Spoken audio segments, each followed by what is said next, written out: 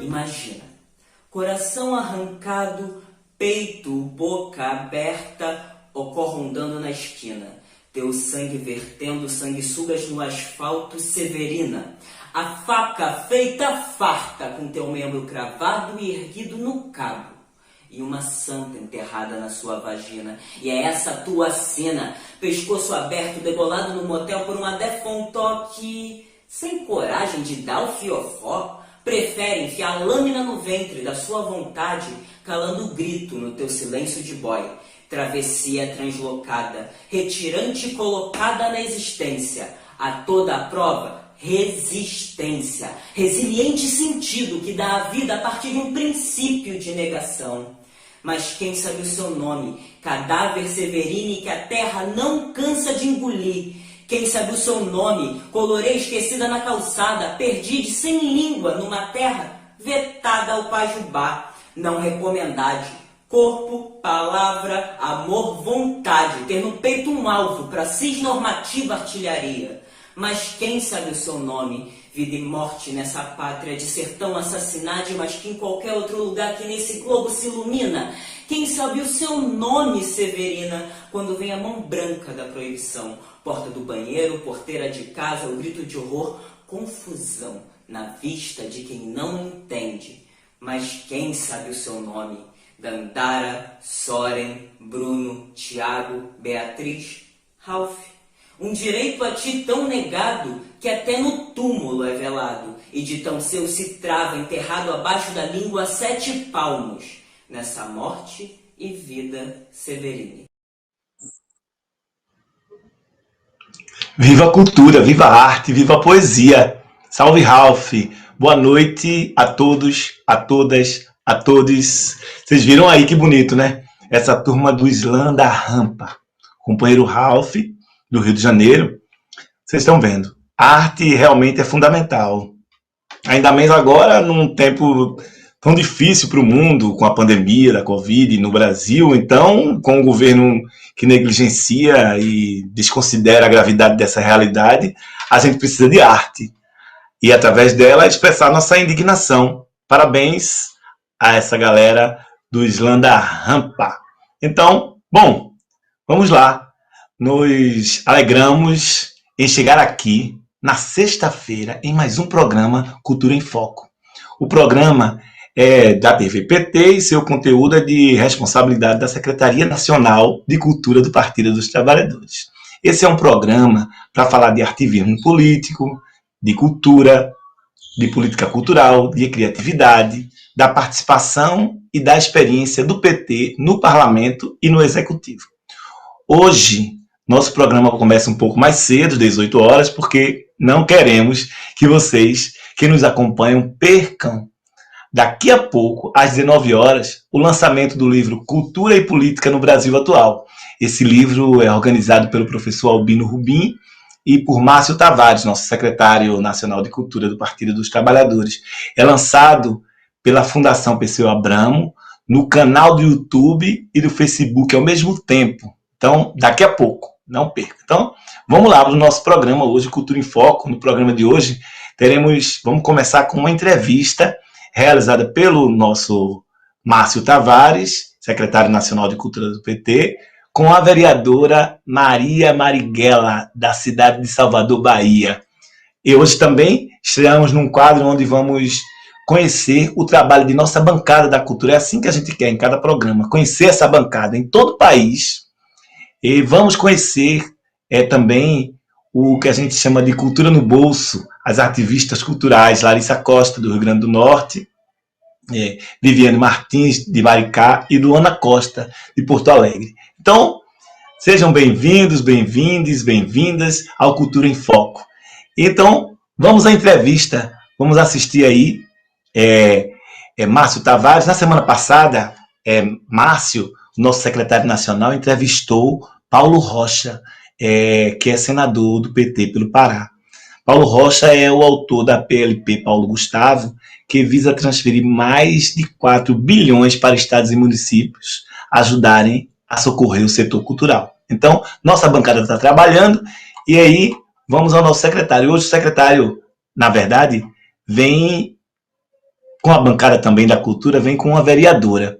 E essa vereadora, vamos dizer assim, então, queria chamar com a honra de chamar aqui Márcio Tavares, secretário nacional de cultura do PT, para entrevistar, com a entrevista, né, na verdade, a entrevista é gravada, não vou, a gente vai ver o vídeo aqui, que é a entrevista com a atriz, militante, mãe, vereadora que carrega no nome o compromisso histórico com as lutas e a resistência social e política desse país.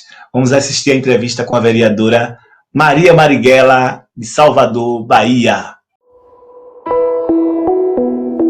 Olá, amigos e amigas da TV PT. Nós iniciamos hoje aqui esse quadro de entrevistas que marca o nosso programa em homenagem ao Dia Internacional da Diversidade Cultural. O Dia Internacional da Diversidade Cultural é uma comemoração que celebra o compromisso internacional da Unesco através da Convenção da Diversidade Cultural celebrada em 2002. O objetivo dessa conferência e que o Brasil teve parte muito importante na construção desse momento a partir dos governos do presidente Lula e da presença de Gilberto Gil no Ministério da Cultura, com um objetivo de que a cultura é central para a construção de uma sociedade próspera, de um desenvolvimento sustentável e socialmente justo e também da paz entre os povos. Por isso, nesse momento, num país tão diverso quanto o Brasil, nós precisávamos trazer alguém que também carrega a marca da diversidade na sua atuação. E por isso nós convidamos para estar conosco aqui nesse dia, para essa entrevista, a nossa querida vereadora de Salvador pelo PT, Maria Marighella. Maria foi eleita o ano passado com 4.837 votos, numa eleição histórica, não só para o Partido dos Trabalhadores, mas também para aqueles que atuam na cultura, porque Maria trouxe para o centro da sua campanha a defesa das políticas culturais, dos artistas e dos fazedores de cultura, numa das capitais mais diversas e mais emblemáticas do Brasil, que é Salvador.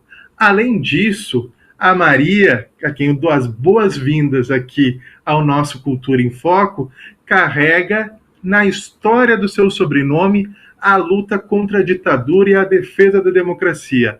Maria Marighella, que é atriz, mas também é neta do grande Carlos Marighella. E isso faz a síntese de hoje e da defesa do que nós queremos na cultura. Cultura é diversidade, é a união entre os povos e a afirmação democrática. Então, Maria, bem-vinda, e gostaria que você comentasse um pouco da tua trajetória e, sobretudo, nesse Dia da Diversidade Cultural, pudesse fazer uma menção a respeito da importância dessa data e da afirmação da diversidade no nosso país. Ei, Márcio, querido, nosso secretário nacional de cultura desse partido que é meu, nosso, né, um patrimônio aí da política, da democracia brasileira. Bom, vamos lá, eu sou, sim, atriz, eu sou ativista da cultura, sou gestora da cultura, sou professora, e tenho uma trajetória totalmente vinculada à cultura, atriz, assim, desde muito jovem, e ativista de teatro de grupo e gestora de espaços culturais, enfim, um conjunto de experiências no campo da cultura, mas eu sempre digo que eu sou realmente atriz. E estou vereadora, mas sou atriz, sou uma ativista da cultura, entendo a vida a partir da cultura. Bom, vamos lá, acho que é uma tarefa falar da diversidade cultural. Você chamou a atenção sobre Salvador, você chamou a atenção sobre o que representa isso para o Brasil, e é exatamente isso. O Brasil, ele é um país fundado na colonização, um Brasil fundado, um país, uma nação fundada na exploração de povos, fundada na escravidão, é um país que passou por um processo de genocídio indígena e que tem aí na sua fundação esse componente muito violento, um componente muito desafiador, e acho, e tenho intuído, e tenho dito, tenho insistido, de que a transição para uma sociedade justa, para uma sociedade soberana, uma transição para um país que se encontra e que se reconhece, passa pelo reconhecimento da diversidade cultural e da diversidade dos povos, não são que fundam essa terra, mas aqueles todos que passam a integrar o que chamamos Brasil, sociedade brasileira. Então, eu tenho insistido, Márcio, de que foi através da cultura que povos, sujeitos, terras, territórios, sistematicamente vilipendiados, explorados, puderam se afirmar. Então, se é verdade que temos esse passado, essa dívida, essa transição a ser feita por uma sociedade mais justa, é verdade também que a diversidade cultural é uma das maiores riquezas do Brasil. E nós só podemos fazer justiça dividindo riqueza e, sobretudo, reconhecendo que esse é um valor, reconhecendo que essa é uma riqueza. Então, quando, ali naqueles primeiros 2000, nós estávamos totalmente mergulhados nessa pactuação, é importante que nesse Brasil, século XXI, essa dimensão da cultura em sua diversidade seja ainda uma dimensão que nós devemos perseguir. Então, a diversidade brasileira é um valor, da cultura brasileira é um valor, é uma riqueza e precisa agora mesmo de crescimento para que seja justamente esse motor de riqueza, de prosperidade, que possa também corrigir desigualdades, corrigir aí violências históricas.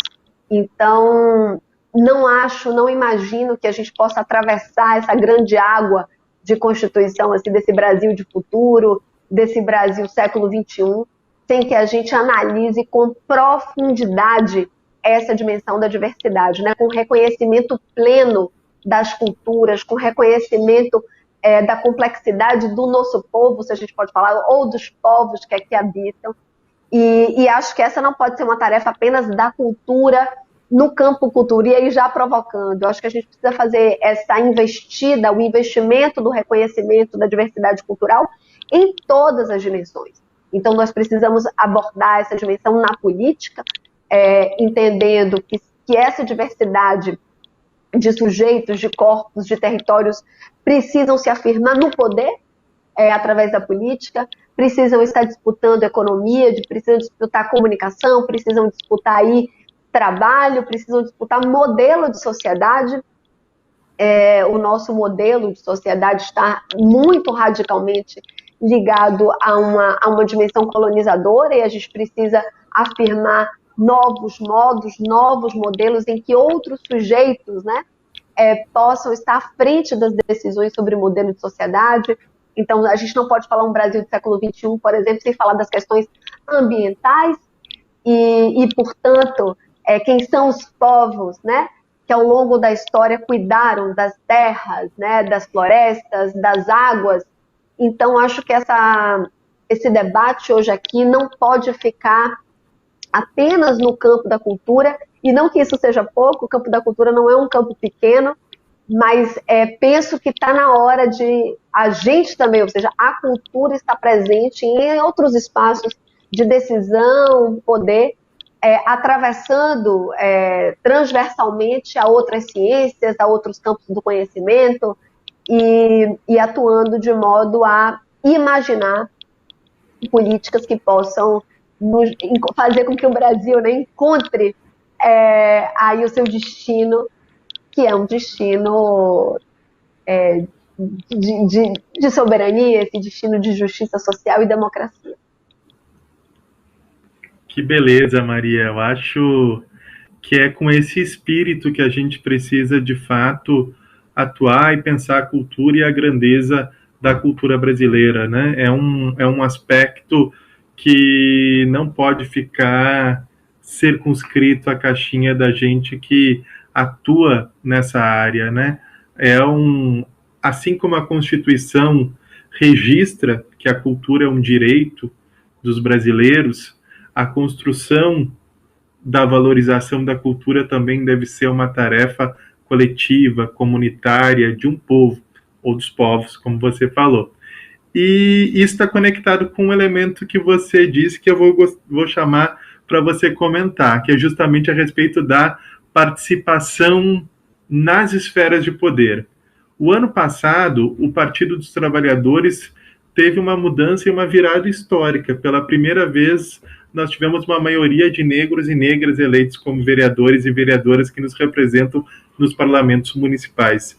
Isso é uma conquista admirável num partido e mostra que funcionam determinadas políticas, como, por exemplo, o PT há muito tempo adota uma política de cotas para etnia e raça e adota a paridade também nas suas direções para a presença feminina. Isso tem mudado o aspecto das nossas direções e, aos poucos, também está se refletindo em quem a gente elege, em quem nos representa. Nós estamos ficando mais diversos nesse sentido e isso também ajuda no conjunto das nossas batalhas. E um dos exemplos dessa abertura, certamente, é a tua vitória e a tua eleição como vereador em Salvador. Então, gostaria das suas primeiras impressões desse momento, na atuação do mandato, como tem sido, quais têm sido as principais bandeiras e por onde caminha esse espaço coletivo aí que a gente conquistou e que na cultura a gente tem como nosso. Ai, Márcio, que bom, né? Assim, primeiro eu queria falar também da importância da decisão do Diretório Municipal do partido de fazer também algumas apostas através das secretarias, dos setoriais, dos debates. Então, nós temos aí um partido que tem regras para distribuição, digamos assim, dos recursos do fundo eleitoral, e a gente precisa contar que foi uma decisão investir também nos setoriais e que a Secretaria Nacional de Cultura do PT teve, né, digamos assim, pôde investir nas suas candidaturas, e certamente isso também é um feito da experiência local, do que a gente se organizou, mas é também de uma decisão que vem do partido. Acho que a gente pode contar, não sei se um dia específico para a gente falar dessas políticas, é muito importante. Mas vamos lá, eu queria contar assim, eu queria contar um pouco mais para trás, né? As pessoas me perguntam muito, viu, Márcio, como é a sua decisão? Assim, Maria, como é que foi a sua decisão? Como é que você decidiu estar na política institucional? Como é que você se coloca, etc. Primeiro, eu sempre digo, você falou, né? Eu nunca estive fora da política, eu sou uma pessoa nascida na política, num contexto do Brasil muito singular. Nós estamos vivendo um momento muito singular agora, e eu nasci num momento muito singular, com meu avô assassinado, minha avó exilada, minha avó, uma das fundadoras desse partido, Clara Scharf, meu pai preso numa operação que foi comandada pelo brilhante Ustra aqui na Bahia, no ano de 1975, já quando se pensava uma abertura da ditadura para a democracia.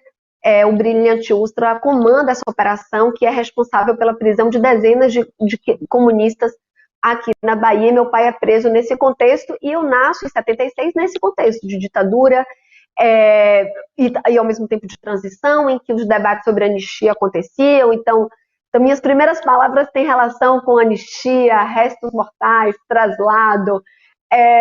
Imagina, né, ouvir esses nomes, né, Figueiredo e depois Direta Já, enfim, e a minha vida esteja totalmente atravessada pelos principais marcos históricos e políticos do país. Mas é na cultura, é no teatro que eu encontro morada, e eu tenho insistido muito numa tese de que, assim, num conjunto em que minha vida era marcada pelos principais problemas do Brasil, eu decido fazer teatro, porque era no teatro em que eu podia ter meus próprios problemas, colocar as minhas subjetividades.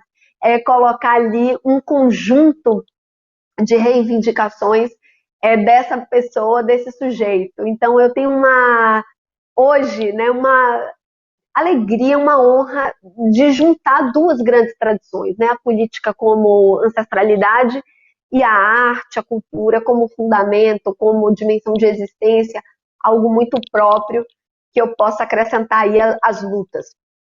Então eu falo muito desse lugar em que essas duas coisas estão muito misturadas.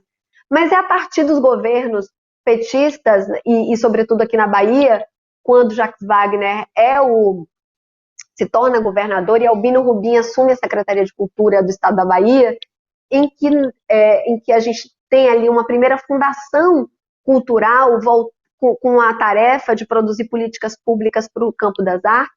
Nós experimentamos, então, entrar na Bahia criando um conjunto de políticas públicas para o campo das artes e o teatro, e eu, né, colocando ali um pensamento para, a partir do teatro, promover, pensar e executar políticas públicas.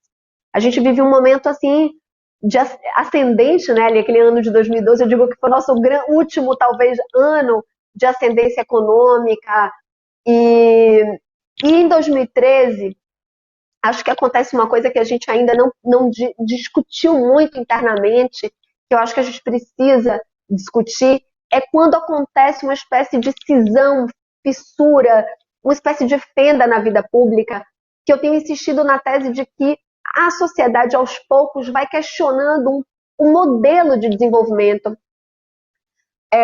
adotado no país, nas cidades. Acho que ali a gente começa a reivindicar um conjunto de outras políticas para avançarmos em algumas teses, e é disso que eu queria chegar daqui a pouco. Bom, 2013 a gente tem aquelas jornadas de junho que abrem esse espaço de debate das políticas, debate do modelo de desenvolvimento, até que a gente vive 2014, aquela eleição histórica, acirrada, dura ali, da disputa de dois projetos políticos, e nós saímos ali vitoriosos, defendendo que deveríamos, né, no contexto aí do governo Dilma, debater essas políticas, né, a construção de caminhos dessas políticas. E eu vou, então, a convite de Juca, de Francisco Bosco, participar, como você falou, dessa construção da Política Nacional das Artes, naquele ano dificílimo que foi 2015, um ano em que a gente já foi muito interditado, ou seja, a gente teve um ano entre 2015 de muito assédio político, de uma dificuldade realmente de implementação de políticas, mesmo num contexto muito favorável. No campo da cultura, por exemplo, a gente tinha um MINC, uma Funarte, muito vigorosa, muito vibrante, muito rejuvenescida, muito potente, e ainda assim a gente não tinha mais contexto político no Brasil para essas transformações. Veio o golpe, né, em 2016, e para mim, Márcio, aquela cena da admissibilidade do impeachment, aquela cena do 17 de abril, é uma cena histórica, é algo que volta à minha cabeça o tempo inteiro, de algo que a gente não alcançou. Acho que a gente não viu aquilo acontecendo. A gente sabia que alguma coisa se movia, então não estávamos afastados, mas para mim aquela cena da admissibilidade do impeachment foi quando eu vi pela primeira vez o tamanho de algo que avançava sobre a democracia, sobre a diversidade, justamente, sobre os direitos, sobre a vida em comum, a vida em sociedade. Ali, para mim, foi um grande choque. E eu tenho a impressão, e tenho dito, que talvez ali, pela primeira vez, eu tenha dito, não, tem algum lugar que a gente precisa disputar. E acho que a candidatura que se afirma em 2020 talvez tenha nascido justamente ali, do golpe em 2017. 16, perdão, desculpa, no 17 de abril de 16. Então, e por que eu estou contando tudo isso? Porque ali é como você fala, ali no golpe, né? No golpe dado no Brasil, mas através de uma mulher, a primeira presidenta eleita, num partido de massas, né? Num governo com aquelas características, a gente tem, então, a entrada e o início de um processo em que mulheres tomam as ruas, negros e negras, estudantes ocupam as escolas, a cultura ocupa espaços, né, através da ocupação enfim, das sedes do Ministério da Cultura. Então a gente tem ali os primeiros sinais, eu nem sei se são os primeiros, porque acho que 13 a gente já vinha acompanhando, mas a gente tem essa pulsação, essa pulsação, eu digo que é uma pulsação, essa vibração que algo precisaria surgir, né? Algo precisa emergir, algo precisa disputar, algo precisa compor. Então, nós temos as nossas lutas tradicionais, as lutas por distribuição, a luta por direitos, as lutas por trabalho, as lutas, enfim, tradicionais, aquelas que nos marcam e estão em nós, mas nós temos as lutas contemporâneas, as lutas do sujeito, as lutas por cidadania, as lutas por um outro modelo de sociedade, as lutas em que o capital não seja o grande horizonte, em que o capitalismo não dê todas as regras do jogo, em que o consumo tenha lugar na democracia, mas que ele não seja o nosso horizonte utópico. Então, acho que ali tem uma sociedade, um conjunto de pessoas e sujeitos que querem começar a dizer, não, eu faço política, eu faço parte da política e quero, então, participar da política. Então, acho que não dá para falar 2020 sem chamar esses anos, né, sem chamar esse conjunto de sujeitos que eu digo dispersos, mas que querem e participam da vida pública. Então, a eleição em 20, eu acho que ela representa a organização, né, desses sujeitos que participam da vida política, que estão na política, que estão fazendo política, mas que estavam dispersos. E eu sinto que a gente está começando a organizar, sem centralizar, porque eu acho que a ideia não é centralizar, mas é organizar, mobilizar, conectar, garantir afeição, empatia, tocar nós, esse conjunto de pessoas e ativistas, para participar e aí tomar partido da vida pública. E foi exatamente o que a gente fez. A gente diz, olha, nós somos parte dessa sociedade que vive política, que faz política, que é política, que pensa a vida a partir da política, que pensa a sociedade a partir da política, mas a gente quer contribuir com outras falas, com outro jeito, com outra coisa, Márcio, linguagem, porque linguagem também é poder. E eu estou contando tudo isso porque, por óbvio, né, nós somos uma candidatura que traz a bandeira da cultura. A candidatura é ótimo, um mandato, né, fomos uma candidatura, hoje um mandato que tem a cultura como bandeira principal, mas chamamos, né, as mulheres, os feminismos, o antirracismo, as juventudes, as infâncias, Márcio, que não espaço, muitas vezes, na esfera pública não tem voz, e um direito à cidade, a luta ambiental, enfim. E no final, a luta por memória, verdade e justiça, a luta por direitos humanos, e no fim, como último ponto e bandeira de luta, nós colocamos por uma outra cultura política. Entendendo que uma outra cultura política precisa inaugurar novos modos, novos jeitos e, sobretudo, linguagem para velhas instituições, velhos hábitos e velhos modos. E eu estou contando tudo isso porque cultura é linguagem e também é poder. E quando nós, né, inauguramos esse processo e fomos travando, a gente diz assim, olha, a gente quer chegar na Câmara, a gente quer chegar, mas a gente quer fazer do nosso jeito. A gente não quer aprender o legislatez, a gente não quer falar o politiquês, a gente não quer lidar com aquele espaço que muitas vezes é muito violento. Nós queremos ocupar, mas queremos ocupar com esse conjunto de repertórios para que a política seja um lugar acolhedor, sensível, um lugar bom para que as pessoas possam ocupar, porque a política não só deve incorporar esse conjunto da sociedade, esse conjunto de sujeitos, mas ele precisa ser também um lugar bom e acolhedor, bom não no sentido romântico, né? Porque é desafiador, porque é difícil, porque ele é dialógico, mas não pode ser um espaço de violência, não pode ser um espaço de competição, não apenas, né? Ele precisa. Então, quando nós entramos, nós também nos comprometemos em conversar com todo mundo, em transformar a política num lugar acessível, em que a gente, né, faz política tomando café. E uma das coisas que foi marcante da nossa entrada na Câmara é que no primeiro dia nós tivemos que fazer uma fala defendendo as nossas companheiras e eu comecei fazendo uma canção, né, com amor no coração, e as pessoas e foi de improviso, e as pessoas só falavam nisso, né, só falavam, nossa, você cantou no plenário e lá no púlpito. Então eu falei, gente, realmente é a cultura entrando nessa casa, nesse lugar, nesse espaço, e isso impacta, né? Isso impacta, e não por ser desse jeito, é porque a gente vai dizendo à sociedade que existem muitos jeitos, né? Que não existe um jeito, que existem muitos jeitos, e as institucionalidades e a política precisam ser ocupadas por esse conjunto, né? Entendendo que a cultura está exatamente em todos os lugares.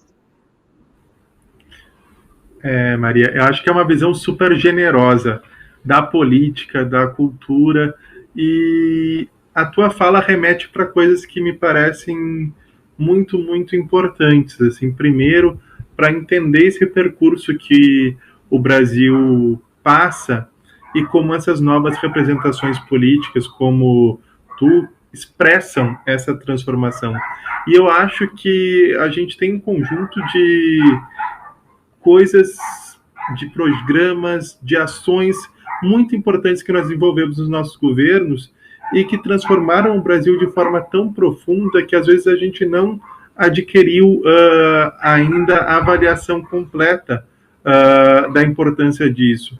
Um exemplo da política de cotas nas universidades públicas e a disseminação dessas universidades pelo interior do Brasil, e o quanto isso, tu falava de linguagem, e eu sempre digo que a ciência, como não é um instrumento neutro também, e como as humanidades também não são um instrumento neutro, estão sempre abertas a novas perguntas, a novos questionamentos, e conforme, né, em 2019, por exemplo, aqui, né, eu falo aqui de Brasília nesse momento, e a UNB, pela primeira vez, também se transformou numa universidade que é majoritariamente composta por estudantes não brancos.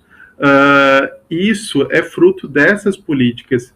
E isso tem mudado na pós-graduação também, e na graduação, o tipo de pergunta a respeito do nosso país, a respeito das vozes que constroem a nossa narrativa, e também construíram uma mudança na política e na forma como a gente se refere naquilo que é a nossa agenda política, que nos últimos anos tem sido muito transformada na esquerda, a partir também de uma possibilidade da gente se conhecer com maior profundidade.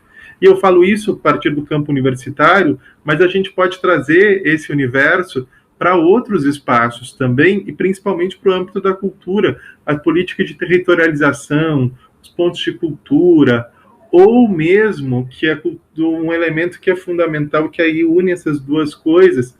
E eu tive a oportunidade de trabalhar muito de perto com a Maria do Rosário, por exemplo, quando a gente construiu a Comissão Nacional da Verdade e iniciou o processo de retomada da memória histórica, né? Não há diversidade cultural se a gente não faz esse registro da memória, se ela não está incorporada dentro desse programa. E essa tua fala e o teu percurso, eu acho que vão amarrando essas coisas que nós construímos e que hoje formam uma possibilidade de uma esquerda e de um partido dos trabalhadores muito mais com uma potência de enfrentar os problemas do Brasil contemporâneo. E nesse sentido, e para a gente finalizar aqui, eu gostaria de que tu comentasse uma coisa. Ontem, o presidente Lula, pela primeira vez, disse que é candidato para enfrentar esse genocida que está aí governando. E nós vamos ter um imenso desafio, que é construir uma agenda política que parte daquilo que nós construímos naquele período, né, de 2003 a 2016, até o golpe, mas que vai precisar ultrapassar isso em muitos sentidos, e na cultura também. Então, gostaria que tu comentasse brevemente sobre esses desafios e o que é essa esperança de, em 2023, a gente poder reconstruir um caminho democrático para o país. Olha, como diz a juventude, eu já estou com a roupa de ir, hein? Eu já estou com o meu vermelho pronto para entrar nesse buzu e acompanhar meu presidente nessa maratona aqui na Bahia. Então, estou esperando a vacina, estou com toda a energia para acompanhá-lo nessa tarefa. É muito bom quando o Lula fala, né? Gente, que homem, né? Que figura, porque é da ordem assim, do simples, do humano, de alguém com quem a gente tomou um café e ao mesmo tempo um estadista, né? Imenso, capaz das mais complexas formulações e diálogo. Gente, que homem, né? Eu tenho essa paixão. Então, primeiro eu queria falar dessa alegria. Olha, eu vou falar dessa alegria porque quando eu me filiei, Márcio, no dia 13 de fevereiro de 2020, que eu me filiei, em maus momentos, viu? Eu tive que responder por um ano, porque eu estava me filiando ao Partido dos Trabalhadores. Eu estava eleita, eu fui eleita, e a pergunta do outro dia na rádio era por que eu tinha me filiado ao Partido dos Trabalhadores e das Trabalhadoras. Eu passei um ano respondendo a pergunta, uma pergunta que não pode ser feita, porque eu perguntava, vem cá, vocês fazem essas perguntas a quem se filia ao PSL, PSDB, né, ao PDT, né, ao PSOL, né? Eu sou uma pessoa que respeita partido, eu respeito a instituição partido. E acho que a própria pergunta era muito problemática, mas eu passei um ano respondendo a essa questão. Então agora eu estou prontíssima para enfrentar o desafio que é participar da transição desse projeto autoritário, violento, que depõe contra o povo, antidemocrático, né? Esse projeto perverso e sem empatia, a uma transição amorosa, comprometida, responsável, vinculada, afetuosa no sentido de ser afetado pelos problemas do outro. E eu estou muito pronta para entrar nesse ônibus com o presidente Lula e fazer mergulhar nessa jornada. Mas concordando com você, acho que a sua fala é super oportuna e a gente tem muito acordo nisso, esse projeto não está dado. Nós sabemos que nós podemos, nós sabemos que temos as condições de atravessar essa jornada, mas esse projeto não está dado. Esse projeto primeiro vai encontrar um Brasil esgarçado, depauperado, fragilizado, precarizado com sua gente, né? Atravessada pela crise de maneira radical, então assim, com um Brasil absolutamente ferido, né? Não pela pandemia, mas agravado pela pandemia, mas com a ferida da injustiça social, e a gente vai precisar estar juntos e juntas, né, criando isso que eu chamo que é serzir esse tecido esgarçado pela crise. E o que pode serzir esse tecido, né, se não a afeição profunda, o compromisso radical, a escuta radical, a generosidade que a política é capaz também de convocar para enfrentar os principais desafios. E acho que a gente está falando aqui de diversidade. Eu não acredito num projeto, mesmo com o presidente Lula, e eu acho que esse é o maior desafio, que não reconheça a profunda diversidade do povo brasileiro, seja na sua história, né, como você fala da questão da memória, seja na questão da sua riqueza. Então, penso que um projeto de futuro para o Brasil, esse projeto de transição, precisa ser essencialmente construído com a sua diversidade étnico-racial, né? Não haverá projeto de futuro, seja ele ambiental, seja ele econômico, sem indígenas e, sobretudo, negros e negras, que hoje são a maioria da população brasileira. Não haverá projeto de futuro do Brasil sem dialogar radicalmente com as mulheres que têm sido atacadas sistematicamente pelas políticas, por esse ciclo político, né? De ataque ao corpo, de ataque a essa subjetividade, de ataque a essa existência, do não reconhecimento das suas capacidades, mulheres que vivem exploradas, vilipendiadas, que vivem, né, sem tempo, né, que é essa outra subtração, que vivem sob o medo, sob a ameaça do medo constante, da violência física, da violência política, da violência doméstica. Então, esse projeto que vai se erguer, que está sendo erguido e que tem toda a condição de responder, ele vai precisar ser feito justamente pela diversidade que compõe esse país. A sua diversidade, eu estou falando de povos, de tradições, mas eu estou falando da diversidade ambiental, da sua diversidade territorial, da sua complexidade. E penso que a cultura tem tudo a ver com isso e nós vamos ter papel fundamental nessa construção. Eu venho, Márcio, hoje mesmo acabo de sair de uma sessão, hoje fizemos uma sessão sobre a luta antimanicomial, né? Essa luta que está aí na ordem do dia. Ontem participei da instalação da Comissão de Combate à Fome e à Vulnerabilidade Social, e eu estava falando, ou seja, a gente tem um problema da crise, da fome agora colocado, e a gente vai precisar insurgir, mas o Brasil é um Brasil que tem uma vocação em alimentar. Nós não podemos tolerar que um Brasil rico, né, um país rico como o Brasil, que tem terra, que tem água, que tem clima, que tem inhame, que tem empim, que tem batata, né, que planta, né, que tem um movimento sem terra, que tem o MST, que tem a sua gente, que tem na sua cultura a tradição do alimento, de produzir alimento. Gente, nós somos um povo que fizemos feijoada, fizemos acarajé. A gente não pode admitir que o nosso povo esteja com fome. Alimentar é a nossa vocação. Então eu estou dizendo que se por um lado vamos encontrar um país arrasado, é justamente da diversidade e dessa nossa capacidade de ser Brasil é que virão as saídas.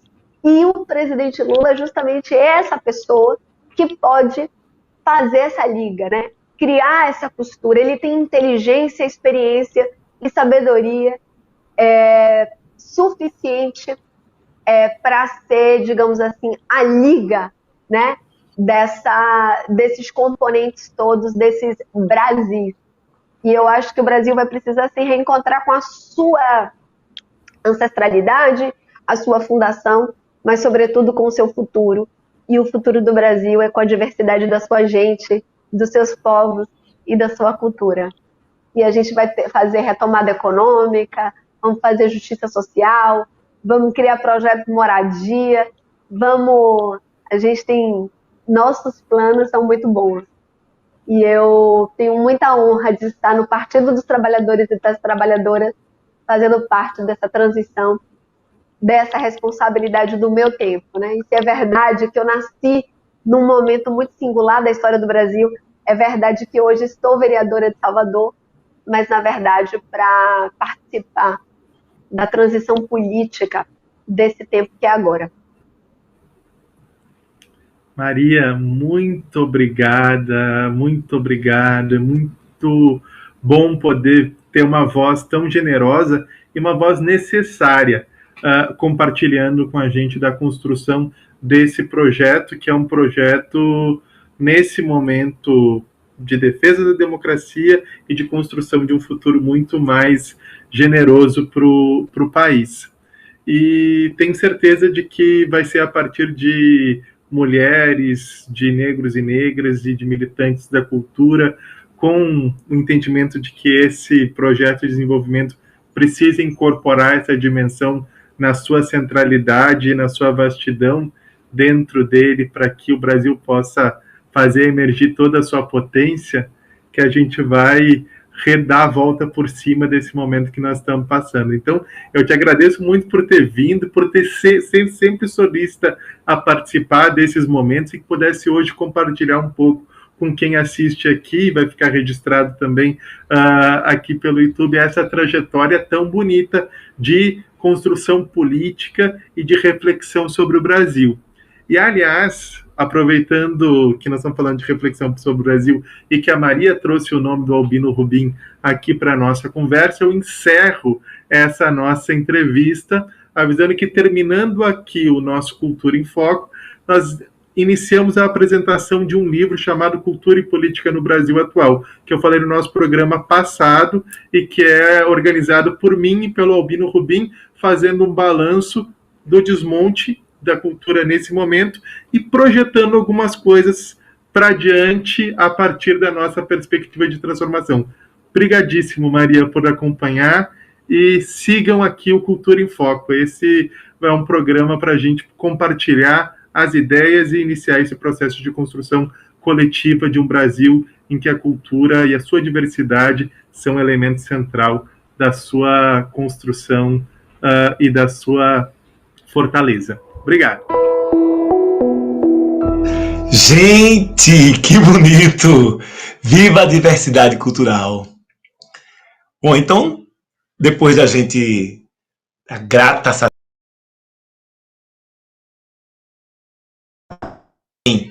a atuação do PT no parlamento, em Salvador, Bahia, seguimos aqui com a nossa bancada da cultura. Obrigado, Maria Marighella, por fazer sua militância política a partir da arte. Agradecemos a Márcio Tavares pelo trabalho. Parabéns, Márcio. Obrigado. Nossa proposta agora é que todo mundo conheça as experiências de parlamentares petistas e sua atuação no campo da cultura. O PT tem vereadores, deputados federais, deputados estaduais, senadores, senadoras, que têm demonstrado um compromisso largo com a pauta da cultura, que compreende o papel da cultura na transformação social. Em 2020, elegeu vereadores e vereadoras comprometidos e comprometidas. Já ouvimos agora, já vimos Maria Marighella, agora vamos ver ouvir a fala da vereadora Liana Cirne, liderança do PT na Câmara Municipal do Recife. Vamos lá, vamos à fala de Liana, direto do Recife. Eu sou Liana Cirne, vereadora pelo PT do Recife, e nós protocolamos aqui na Câmara Municipal o projeto de lei da cultura popular, que é um projeto inédito no Brasil por várias razões. A primeira delas é considerar os espaços de povos e comunidades de matriz africana e indígena como entidades culturais e territórios de salvaguarda. Também por garantir cotas nos editais. E também por exigir que os editais sejam acessíveis a pessoas não alfabetizadas e excluídas digitais. E, entre outras, assegurar condições dignas de apresentação dos grupos da cultura popular e equidade nos cachês, impedindo disparidades e injustiças entre artistas e mestres da cultura popular e outros artistas. Isso.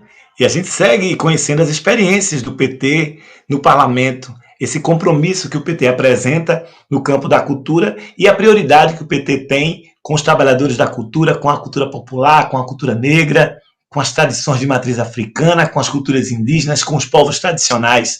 Então, obrigado aí por ter mandado o vídeo, agradecer a assessoria da vereadora Liana Cirne, agradecer à vereadora pelo seu trabalho, parabenizar. Seguimos aqui o nosso programa, hoje, nessa sexta-feira tão bonita. Agora vamos lá, cultura no bolso de todos.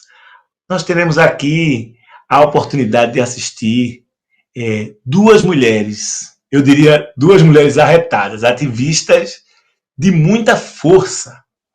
Nesse quadro, a gente quer sempre estar trazendo alguma coisa do que está acontecendo, dessa militância cultural, da militância do PT e de seus aliados nas cidades. Então, vamos assistir dois vídeos. Um é Luana Costa, ela é presidenta da Escola de Samba Imperadores do Samba, em Porto Alegre, Rio Grande do Sul, que tem uma diversidade incrível, cultural, e tem uma força no samba muito interessante em Porto Alegre. E vamos ver também Vivi Martins, da cidade de Maricá, do Rio de Janeiro. Vivi é membro atuante do Coletivo Nacional de Cultura do PT, uma militante da área da cultura que tem contribuído com as políticas culturais na sua cidade.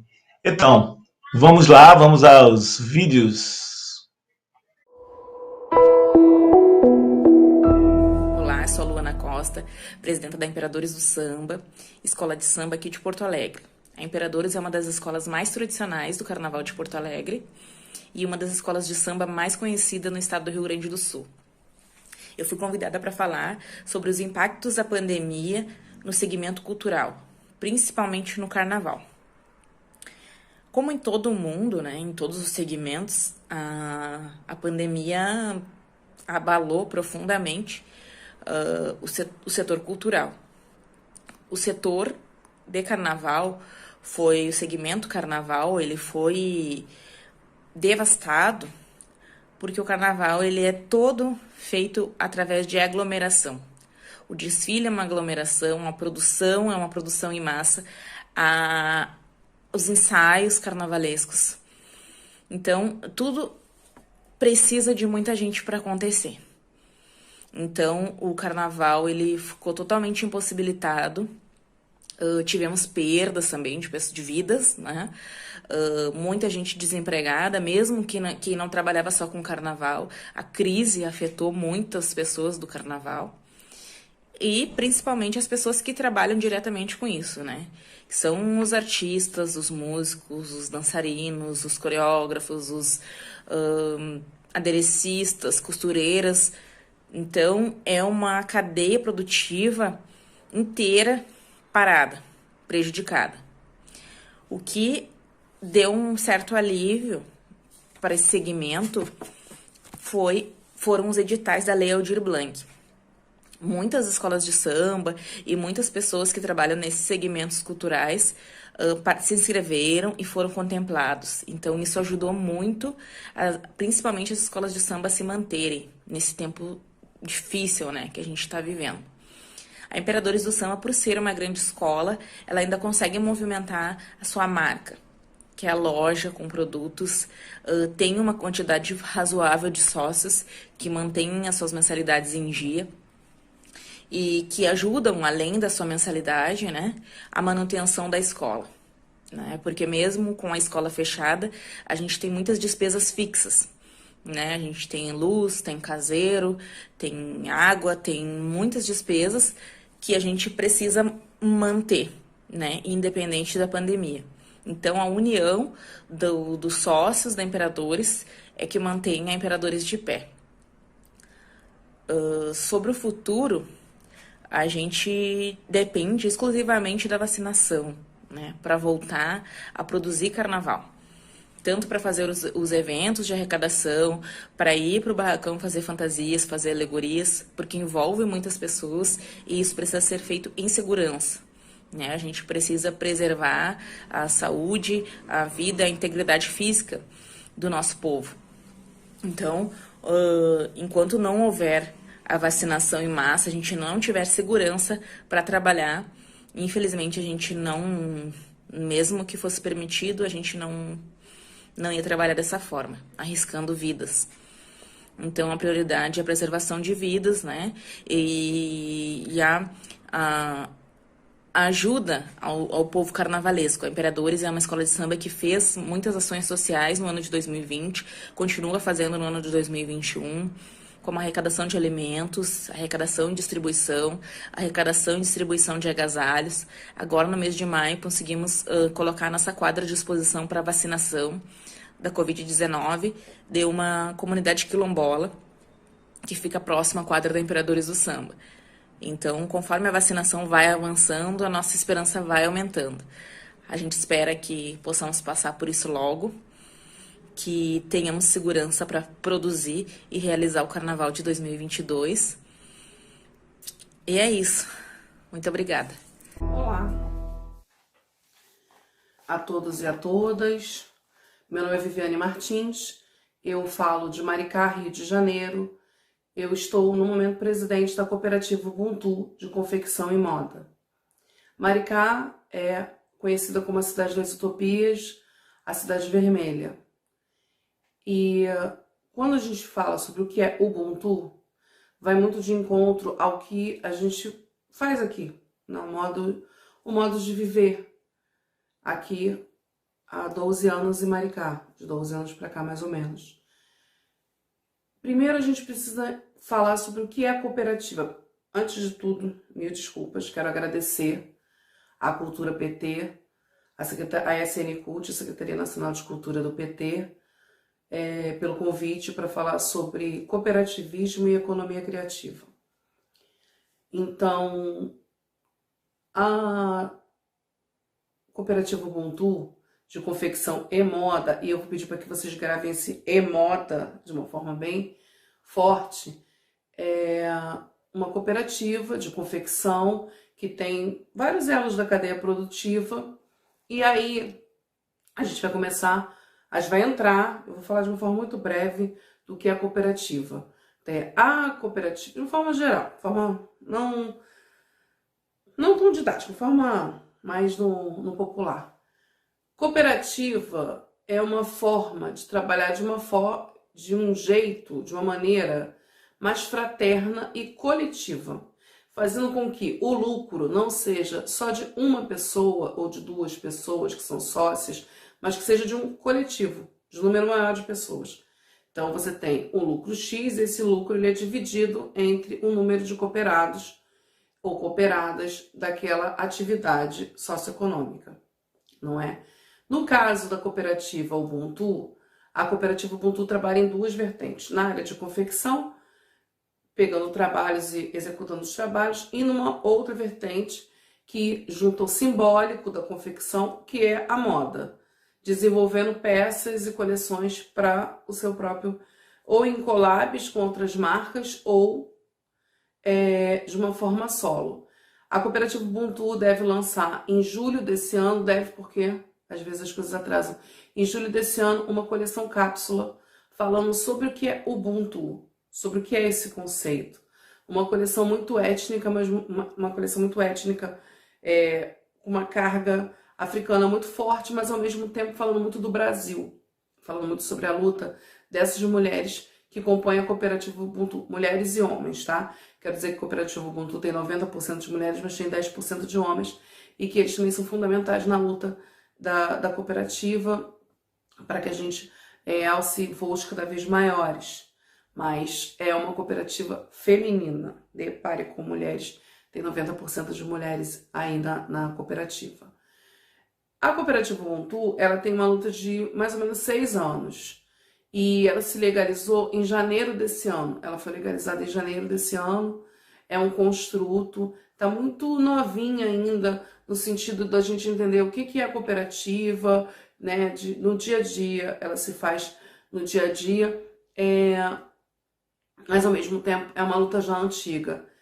Eu cito alguns exemplos de formas associativas ou cooperativadas no Brasil que deram muito certo e que são muito referência caso você queira procurar saber sobre esse tema. Cito a Copa Roca, na Rocinha, as mulheres do Salgueiro, na comunidade do Salgueiro, em São Gonçalo, e cito a nossa mãe de todos, que é a Justa Trama, que a gente chama de Paixão, que tem um trabalho muito bonito, que vale muito a pena conhecer. Vamos lá, gente. Porque eu sou muito tímida e aí eu posso me perder também. E agradeço muito essa oportunidade de falar tanto sobre confecção e moda, como a questão da economia criativa. Por isso eu pedi para vocês guardarem aquele e-moda, né? Então, assim, Ubuntu significa, num provérbio africano, numa lenda africana, significa eu sou porque nós somos. Isso quer dizer que eu só posso chegar até o final se você estiver comigo. Se você não estiver comigo, a gente não consegue chegar. Isso quer dizer que quanto maior o número de pessoas em prol de um mesmo objetivo, mais forte e mais fácil ficará para que a gente alce esse objetivo. Vocês estão lembrando de alguém que sempre lutou nessa vertente? Então, mais ou menos isso. A cooperativa Ubuntu tem essa filosofia. É fácil? Não. É dificílimo, é todo dia, toda hora. Às vezes a gente esmorece, às vezes a gente fica feliz. mas a gente está junto. E eu acho que isso é o que vale mais a pena. É isso que faz com que o olho brilhe.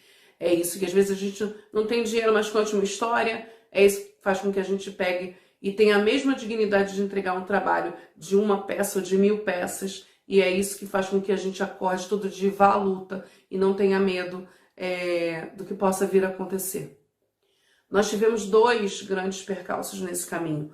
O primeiro percalço foi em 2018, quando então todo o Sistema Nacional de Cultura caiu, né? E mudou-se o paradigma da sociedade brasileira, no qual a gente atravessa uma noite sem fim até hoje, mas acho que a gente vai ter a luz no fim do túnel em 2022. Tenho fé que sim. E a gente luta para isso. A segunda maior, o segundo maior baque que a cooperativa enfrenta tem a ver com a pandemia. Como que uma confecção, como que uma cooperativa consegue sobreviver com todas as lojas fechadas?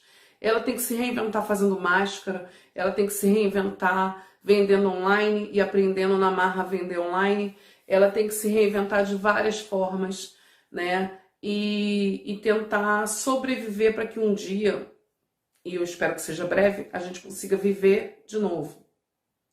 A cooperativa ela é um coletivo, então até isso a gente está cerceado porque a gente não consegue hoje produzir coletivamente, embora tenham costureiros que sempre produziram em casa, outros que produziam coletivamente, mas hoje por conta da pandemia a gente está muito online e isso é uma das coisas que mais causa um baque na cooperativa, porque cooperativa é calor humano, é junção, é todo mundo junto. E essa é uma das questões que a gente está atravessando, a gente está aprendendo a viver longe, né? E é muito difícil, mas a gente está tentando. A cooperativa Ubuntu tem a sua base em Noan, que é um distrito, um bairro de Maricá bem grande e populoso, mas também tem várias costureiras de Itaipuaçu, que é um outro distrito também muito grande, relativamente perto. A sorte é que a gente consegue ir de vermelhinho de um para o outro, que é o ônibus gratuito de qualidade da cidade. E a gente consegue fazer esse ir e vir.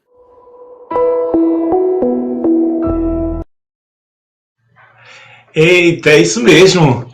É isso mesmo. Eu sou porque nós somos, né? Isso, Vivi.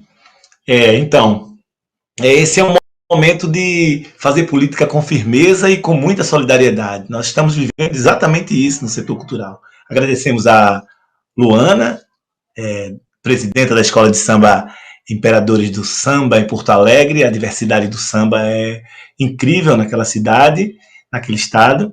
Então, a presença negra no Rio Grande do Sul é algo fascinante. E na cultura, então, como ela se processa, é de forma muito bacana, muito bonita. E nós estamos, de fato, felizes porque estamos vendo o setor, como o setor cultural tem se organizado para vencer esse momento da pandemia tão difícil. Nossa população se expressa muito forte no carnaval, viu?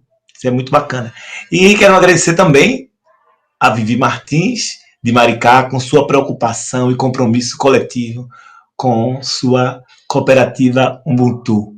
Então, é isso. Para a semana a gente vai ter essa possibilidade de conhecer outras experiências de gente que está na batalha do setor cultural.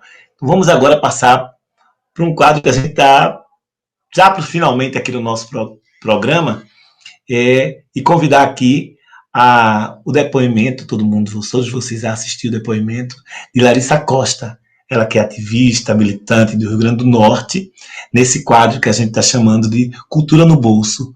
Vamos ver a experiência de um artista do Rio Grande do Norte, de Natal. Olá, companheiros e companheiras, eu me chamo Larissa Costa. Eu sou cantora, sou potiguar da cidade de Natal, Rio Grande do Norte. Eu atuo no cenário artístico musical da minha cidade desde 2014 como cantora profissional. E eu posso dizer para vocês que já fiz muita coisa, apesar de ser uma cantora prematura, um pouco incipiente, com uma carreira bastante iniciante. Mas sempre tive uma agenda muito ativa, de shows, né, dentro e fora da minha cidade, espetáculos, palcos de rua, TV, rádio, gravei discos, gravei participação em disco de muita gente, cantei e fiz muita coisa. Em 2020, com essa pandemia, como muitos artistas, eu tive a minha agenda totalmente cancelada. Eu tinha show para ser realizado em evento nacional que ia acontecer aqui na minha cidade, aqui em Natal, e por conta da pandemia tive que cancelar tudo, né? Então, a partir daí surgiu a necessidade de se reinventar e de se adaptar a essa nova realidade, né? Foi quando eu comecei a utilizar as minhas redes sociais para me expressar, para mostrar o meu trabalho, por meio de lives, né? Essas lives que todo mundo tem feito, eu comecei a fazer também. Porém, tecnicamente, eu nunca ganhei dinheiro com ela, nunca ganhei dinheiro com isso. Mas eu fiz muita live, fui convidada para alguns eventos pela Secretaria de Cultura, pela Prefeitura daqui de Natal, né? Fiz o Carnaval, fiz o Dia do Choro, tudo com shows pré-gravados e transmissões remotas, né? Por meio da internet. E aprovei alguns projetos na Lei Emergencial de Cultura, Aldir Blanc, essa lei que veio, né, em bom momento, à custa de muita luta também, e que dá suporte ao artista nesse período delicado como a pandemia. Então eu aprovei alguns projetos e realizei, né, graças à Lei Aldir Blanc. Porém, o recurso, ele uma hora acaba, né? E aí, como é que fica o artista nesse momento, né? E aí eu penso que seria importante termos um sistema de políticas públicas mais eficiente, que possa amparar, né, apoiar o artista para que ele possa ficar na segurança da sua casa, trabalhar sem precisar sair, porque queira ou não, a música ela converge, né, em movimento, converge em pessoas e acaba causando assim aglomeração. Então a gente precisa de políticas públicas mais eficientes, né, para que o artista ele possa ter esse amparo e ele continue realizando as suas atividades com segurança. Bom, esse foi o meu relato, que acabou sendo também um desabafo, e eu deixo para vocês agora um vídeo de um trabalho que foi realizado durante a pandemia, que é uma música que nasceu já durante essa fase de isolamento e chama-Se Quisera, uma parceria com o Daniel Ribeiro.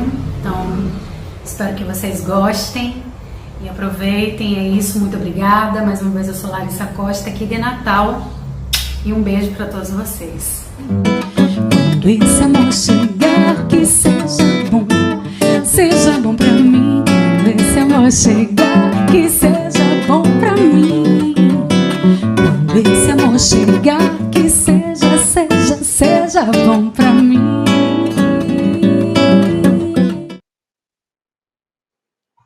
Eita! É uma correria, né, Larissa? Obrigado por participar, e é com esse quadro Correria do Dia que vamos seguindo para o final do nosso programa.